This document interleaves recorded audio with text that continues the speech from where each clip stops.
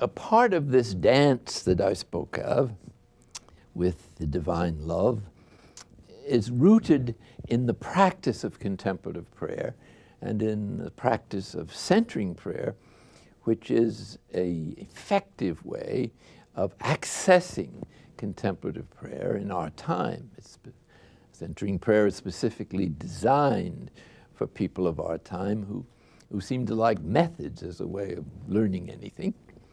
And so before getting into the source of centering prayer, which is very deep in the Christian tradition, I think this is the place to say a few words about the basic theological principles on which contemplative prayer or practices leading to it, and there are a number of such, depend or are rooted in if they're going to be specifically Christian contemplative prayer and represent that great heritage. First of all, as a preliminary remark, contemplative prayer is rooted in the grace of baptism. It's basically a growth of faith that we receive in baptism or have accessed prior to that, which leads us to baptism, in which the presence of God believed to be within us just goes on increasing. And so the sacrament of the Eucharist is simply a way of enhancing every time we receive it the presence of Christ as God within us at ever deepening levels. And so we can distinguish, or we should, it seems to me, begin with the doctrine of the divine indwelling. This is the doctrine that says that the Trinity, the divine Trinity, Father, Son, and Holy Spirit, whose interaction I just very briefly described, is present in us all the time, morning, noon, and night, and present everywhere else in the universe in virtue of the fact that other things exist. Wherever anything is, God, who is isness, must be present, otherwise there's nothing there to hold that particular expression of isness in existence. So the divine indwelling then is the basis for contemplative prayer. And it means that God is, so to speak, present and waiting for us at the inmost level of our being. And it's through the practice of contemplative prayer that faith keeps growing and love keeps growing with faith, and gradually the sense of the divine presence become more and more a kind of second nature or a fourth dimension to all reality, and it begins to manifest itself in everyone else, for whom the divine indwelling is the deepest reality about them. So that what is important about each of us is not us, but the divine presence in us, so that it is God in us, so to speak, who is relating to God in everything else. And thus, this perception of reality is the way it actually is. And the way that most people see it is just upside down or crooked or distorted. And this is why it needs to be fixed by a process that leads to an increased sensitivity to prepare us for this dance. In other words, the period of contemplative prayer, so to speak, is sitting one out, so to speak, or getting a little instruction in how to respond to the movements of the beloved, which are so graceful and so firm and so sure and so protective and so delightful. Imagine a dance with such a partner. Incredible. In any case, the divine indwelling then introduces us to God, and hence it presupposes that we're willing to take the steps to reduce the obstacles in us to the divine presence, to become sensitive to the movements of the Spirit within us. And along with the divine indwelling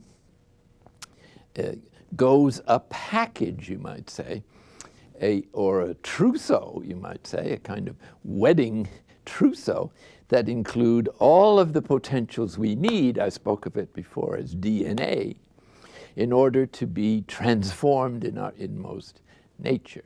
Thus, the trousseau consists of the four infused moral virtues of justice, prudence, temperance, and fortitude, and the three theological virtues of faith, hope, and charity, and the seven gifts of the Holy Spirit, enumerated in Isaiah, which lead to the Beatitudes, actually, when they are activated, and the 8 or 9 fruits of the Spirit that Paul enumerates in Galatians 5, charity, joy, peace, gentleness, self-control, patience, goodness, and fidelity. All of these precious treasures are signs that Christ is truly risen in us. In other words, this is the positive expression of the grace we received in baptism.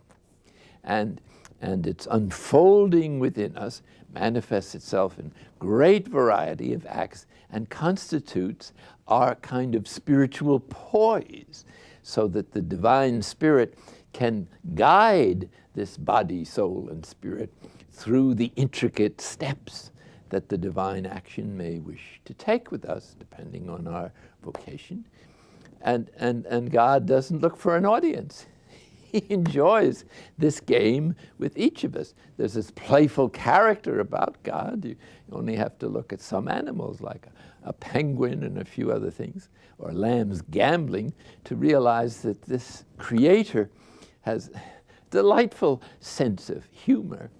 And if you see how Jesus sometimes dealt with his disciples, you see that their faults didn't disturb him much, but that he sometimes made a gentle fun of them in order to gently bring to their attention that there was something in their behavior that reflected a selfishness that had to be confronted and let go of.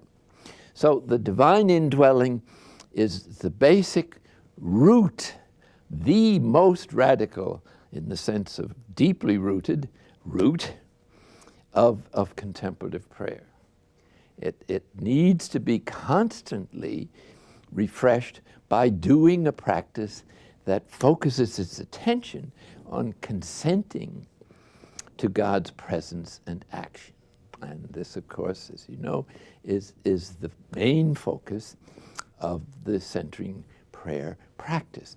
It's another way of looking at it. It's a way of learning God's language, which is silence.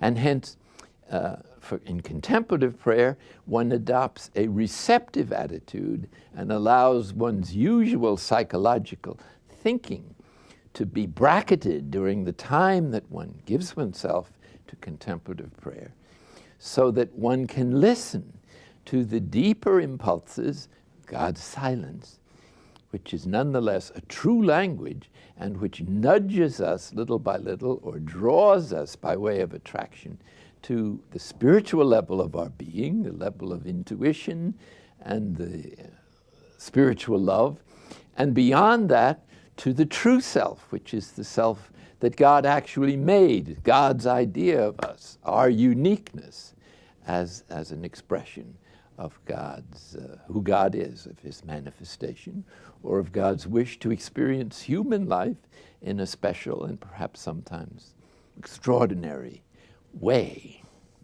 But beyond this presence then, that is waiting for us and is always available, which we'll go into in more detail in the next presentation or conference, there is 2 other great principles that on which the centering prayer practice and contemplative prayer in general are based, at least in the Christian tradition.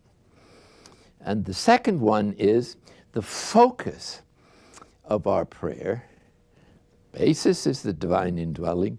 The focus is on the Paschal mystery, which is the word that is used to describe the primary work of salvation, which is Christ's passion, death, descent into hell, and resurrection.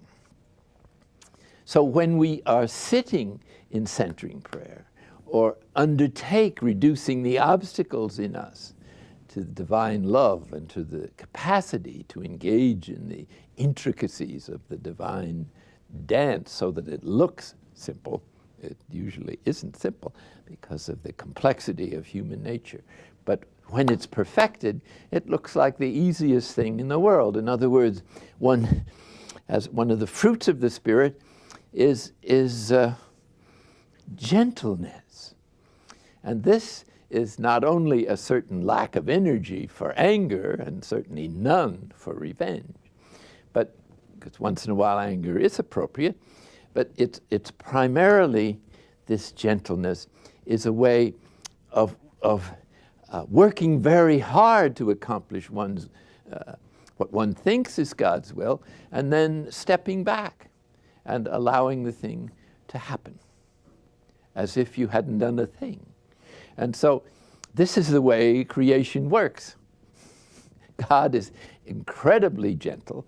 He lays out this incredible activities on the subatomic and the super galactic levels, and yet all the time he does it with complete ease, without, as if he weren't trying. It just happens. And so the works of God, in some sense, partake of that gentleness, so that one's efforts for God's kingdom are not so much exhaustive, although sometimes they may be that, but inwardly there is not the tension for success or control that damages the work of people who haven't accessed this particular fruit of the Spirit yet, and who think they're doing everything, or that everything depends on them, including their own progress in spirituality. It's true, we have to do a certain reduction of the obstacles in us that are clearly need some change, but basically God doesn't ask us to earn anything. This is one of the mistakes, I think, of some religious traditions, that we think we have to earn God's favor, or we start out feeling we're unworthy of God, which is not even an issue, because if you're created out of nothing, what have you got to lose? I mean, it's ridiculous. But nonetheless, people do feel, because of their cultural conditioning, unloved or unworthy, and hence when it comes to relating to God, they project onto God the way they think other people think of them, namely, this guy is no good, who would love him, who would give him a job, let's get rid of him, why doesn't somebody shoot him, or et cetera, et cetera. Whereas God doesn't think that way at all. So the gospel is not about earning the love of God, because you've got it already. It's a matter of receiving it. And believe me, this is more work than going out and getting it, because the divine love is so loving and so searching, so gentle but firm. God accomplishes all things sweetly but firmly, as one scripture text says. So there's no question of God not succeeding in what he sets out to do, but it looks as though he was doing it without even getting out of his armchair, so to speak. It just flows, and it's this flowing of spiritual energy that overtakes people who frequent the inner room and the divine presence, so that their activity looks exhausting or impossible at times, and yet they scarcely feel it at all. it's not a problem for them because they're sort of being carried along, especially when they're under the influence of their particular gift or charism, by the divine energy. And when they get dropped, like that pencil I described, it doesn't bother them because they never thought of themselves as anything anyway. But they certainly never thought of themselves as undeserving. They simply are what God made them, and that's all they want to be. And so when he puts them down, they know this is time to rest or to wait or just to be. So the Paschal mystery then is a sharing in Christ's redemptive activity. So that when we sit down in centering prayer, for instance, we think of ourselves as sitting on the cross with Christ. Some archaeologists think that actually there was some kind of wooden prong that stuck out from the crosses that were made in those days, and they were often used, and that the victim straddled that object in order to prolong the sufferings of their suffocation and death. So what we are experiencing then in centering prayer is God's presence affirming our goodness, but at the same time leading us towards an ever deeper self-knowledge so that we may give up those things in us that are basically selfish and that look to the ego as the great I of the universe, which of course it is not. And so the people need to realize that the sense of being unworthy of God is neurotic. It should be put in the wastebasket as an idea. Everybody needs God. It's not a question of being worthy or not. The issue is, will you, like those people in the third category of the great banquet, whether you're willing to come in and sit down with the one who joins us? And it's that joint endeavor, that joint sharing of the human condition with its joys and sorrows, its ordinariness, its profane character, its endless waiting, its deprivations. This is not just our suffering if we experience that, but rather the experience of the prayer is gradually educating us in what contemplative prayer really is, an education in undeserved mercy. And so everybody is not getting there on the basis of their deserts, but on the basis of God's generosity and gratuity. Other parables seem to say the same thing too. So as we look at what Christ has taken upon himself in his passion, death, and resurrection, our realization of what the salvation of the world has cost both him and God. Because in a certain sense, God dies in the crucifixion. If Jesus is God, then in a sense, God dies. Or he experiences what death is. Of course, he can't stay dead.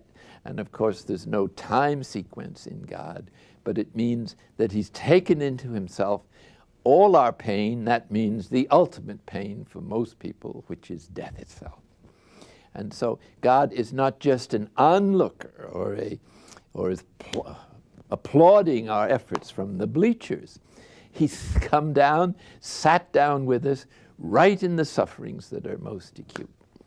And so what Jesus has taken upon himself in the great saying of Paul that God made him who knew not sin into sin is precisely the consequences of our failure to follow our conscience, or in obvious acts of misbehavior that trample on the rights of others and our own true good in order to get what we want or to get away from what we don't want. And so personal sin is that kind of experience. But it's not the sin itself that causes God pain or offense. It's the consequences in us of guilt feelings, humiliation, shame, discouragement, despair, feeling no good, hopelessness, desolation, loneliness. It is those terrible dispositions which are the natural sanctions of going against our conscience. This is what hurts God, because it hurts us. And he loves us and doesn't want us to experience this pain. So it's precisely this psychological mayhem or utter human misery as a psychological state, it might be called hell itself, that Christ has taken upon himself in his passion, death, and resurrection. And if anything hurts God now, it's our attitudes that reflect the pain of an uneasy or a destroyed or conscience. But notice, this is the precise point where redemption takes place. It's when we accept those natural sanctions and our feelings of failing God or offending God or losing God or rejecting God or whatever it is that's heavy on our conscience from however long a history of living life. It is precisely that once we accept it, that God takes upon himself and redeems it, and the very pain becomes part of the transformation of the new self or the true self, which enables us to access the true person that God made us to be. And so rather than feeling unworthy of God, the right disposition for the contemplative is to recognize that God is totally joined to us in our difficulties, and that the difficulties don't reflect God's displeasure, but only the desire he has to assimilate us to his redeeming passion, and perhaps to invite us beyond our own healing process to share our pain for the redemption of the whole human family, because the whole human family is the object of God's desire for transformation, and it's into this project that he invites us the farther we go into the spiritual journey, and the more intimate the dance becomes.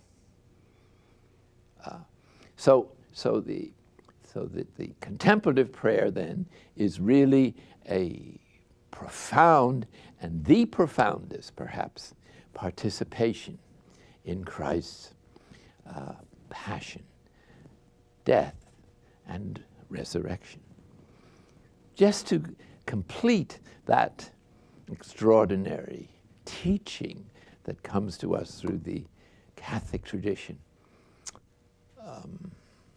there might be distinguished three stages of Christ's assimilation of the human condition in the Paschal mystery. The first one is called the agony in the garden. This is the place where Jesus, on the night of his arrest, after the Last Supper, withdrew with his disciples. And he left them, maybe a stone's throw, and they, in their sorrow, went to sleep, which is what most people do when they can't handle grief. So he was left alone to deal with the realization that was experiential, that he was being asked by the Father, whom he knew as infinite goodness, as no one else has ever done, to take him on himself the exact opposite of what the Father is, which namely is the sinfulness of the world, or the love of sin, which is more serious than sin itself. That is the identification with evil of any kind, or the most intense kind, or any amount of it. And this Jesus calls the cup. That is to say, the cup of human misery that is filled to the brim, that he felt inwardly he was being invited to drink, not just symbolically, but in the passion and agony that was ahead of him on the cross, and perhaps the further desolation of a descent into the state of consciousness of people who are in hell. Hell conceived not so much as a place, but as a state of consciousness in which one feels rejected by God, abandoned by God, desolate, lonely, hellish, hateful to God. In other words, the most terrible human dispositions, which are sometimes repeated in certain mental illnesses, like in some schizophrenics, and in some sociopaths, and the kind of conscience that people in prisons have to carry around with them day to day in situations that are inhumane and inhuman. And not only that, but the mass of human misery, evil, brutality, torture, death, loss, separation of families, all the human feelings of distress. This is what was in that cup. And at first he says, Father, if it be possible, take this cup from me. Nevertheless, not my will, but thine be done. Father, if it be possible, take this chalice, this colossal, monumental ocean, this space of all creation, so to speak, filled with sin and evil and grief and misery and hatred. Please help. Don't ask me to bear this feeling.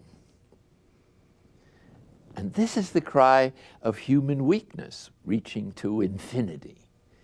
But then right away comes the courage and the depths of love. It could only be love that could say this, but without the slightest consolation or feeling of reward for love, but simply the sheer knowledge and love of the Father's goodness, going beyond any examples contrary to it, that said, not my will, but thine be done. And this is the voice of divine love, reaching to infinity.